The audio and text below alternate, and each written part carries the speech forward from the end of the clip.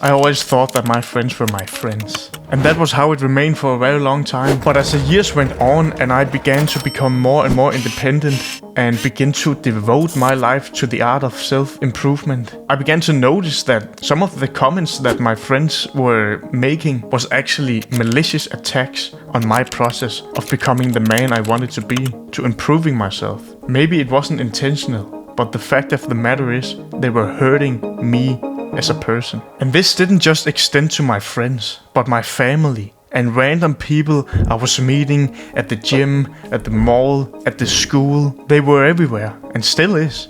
People trying to drag you down to the abyss. Let me give you an example. I was preaching some kind of morning routine that I thought was really going to change my life for the better. And all people would say was, you gotta relax, that's too much.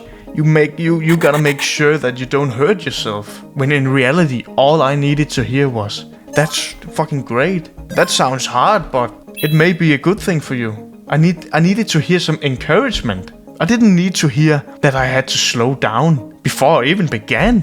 And people would respond with, but what about the party next week? What about the barbecue? Then you don't have time to have fun with us. And I realize it may not be them trying to ruin my life, but in reality, that is exactly what they're doing, intentional or not. If you, for example, are serious about starting to train 6 times a week, developing willpower, discipline, confidence, and really just, you beginning to get very motivated to better yourself. And all you are hearing are slow down, relax, make sure you don't overtrain.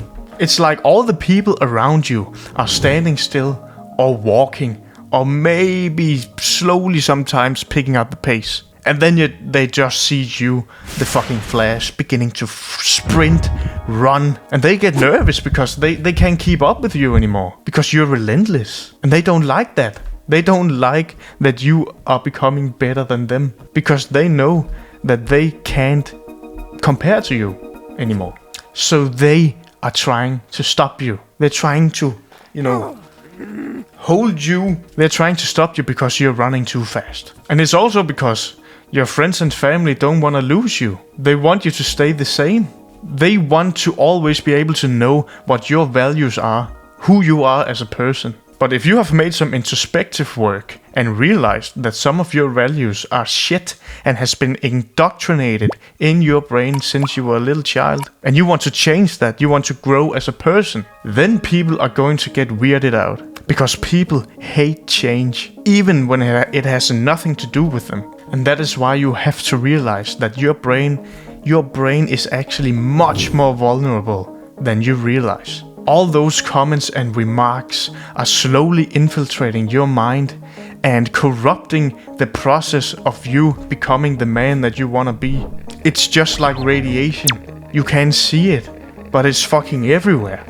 And it hurts you. And that is why you need to learn how to identify when people are maliciously attacking you with the comments that they are making. Because these comments are often wrapped in candy wrappers. But when you wrap the candy wrappers off, it's often nothing more than a steaming pile of fuck you and your process. Because your brain takes notes all the time. 95% of the thoughts that you are having throughout the day are unconscious. You don't even know what you're thinking about 95% of the time. So who knows what kind of garbage thoughts are lying around the old dusty depots of your brain? 99% of young people don't need to hear, relax buddy, take it easy, oh make sure you don't overtrain. No, we need to hear some fucking encouragement.